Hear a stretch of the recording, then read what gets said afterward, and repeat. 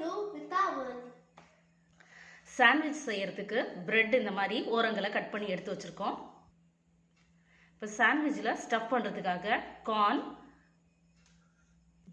Sandwich sauce, அதுக்கப்புறம் onion, pepper, jeera powder, salt இதெல்லாம் add பண்ணி மிக்ஸ் பண்ணி எடுத்து வச்சுருக்கோம். இப்போ பிரெட்டில் ஸ்டஃப் பண்ணியாச்சு. அதை க்ளோஸ் பண்ணிக்கிறோம்.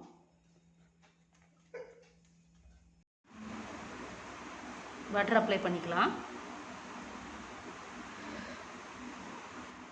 சாண்ட்விச் மேக்கரில் இப்போ வந்து சாண்ட்விச்சை ரெடி பண்ணுறதுக்கு நம்ம ஸ்டஃப் பண்ண பிரெட்ஸை வச்சாச்சு. அது மேலேயும் பட்டர் அப்ளை பண்ணியிருக்கோம்.